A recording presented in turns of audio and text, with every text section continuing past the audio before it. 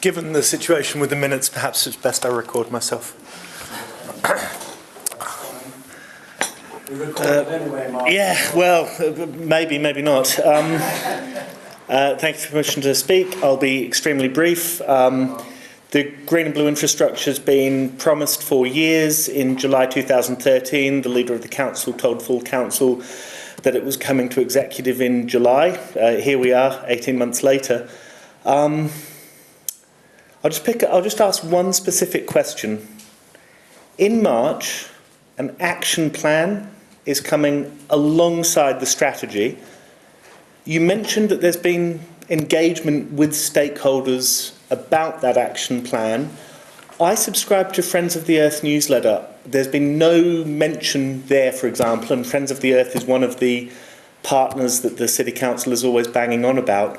So I'm not quite sure who is being engaged, how they're being engaged for the £30,000 that this strategy is costing when it was going to be done in-house. Jessica. I'd just like to raise one point, which is that we looked at the material that we had.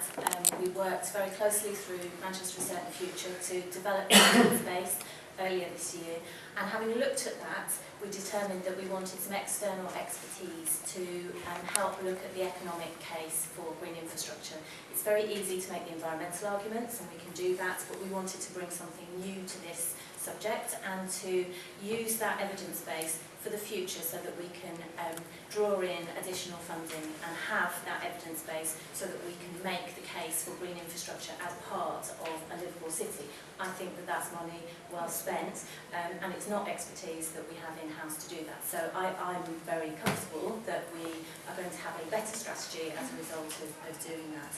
We have been engaging through the Manchester Research and Future Green and Blue team, and we have worked with a whole range of stakeholders up to date, and will continue to do so as we develop this strategy. I think the final thing I'd say is we're not starting from a blank sheet here, and I think that's very clear from the presentation. There's a huge amount of good work in the city. We have a huge amount of green infrastructure, green and blue infrastructure assets. The real trick here is to make sure that we make the most of those and connect as much of our population to those assets as we can. And I think the really key thing for me, not just about how we improve the quality of what already exists, but how we connect people really smartly to that green and blue infrastructure. So, for instance, the tram to Heaton Park, the routes out to Withenshaw Park through the Metrolink are increasing access, increasing the ability for people to use the green and blue infrastructure that we have, and we will continue to be doing that. So the strategy isn't from a blank sheet, it's building on what we've done so far, and is demonstrated. It will be a point in time. Jessica, Mark made specific reference to Friends of the Earth and the engagement process we had previously. Is there any comment you want to make about that? Johnny? I think Mark raises a very important point, actually, and it comes through Steve's presentation very strongly in that the City Council has a key role to play here, but it's not the only organisation that's got an important role to play in the city. We've been very, very keen, and not just through the development of this strategy, but also previous strategies, biodiversity strategies and tree strategies, to very much build them on a platform of partnership-based working. Jessica touched on some of the consultation. We've worked very closely with the MACF Green and Blue Infrastructure Group.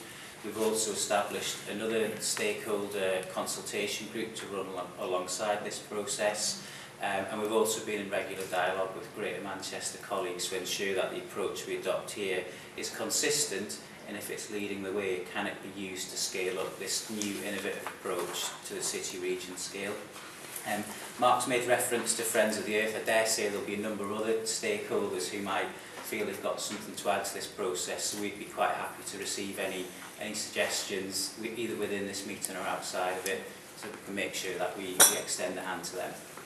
Thank you. Mark, and then I want to move on to questions now. My understanding of the MACF Green and Blue Infrastructure Subcommittee, which you've referenced several times, is that the chair of that subcommittee is sat here in the room with his other hat on. So you have a situation where BDP is being paid 30 grand, which I don't begrudge them.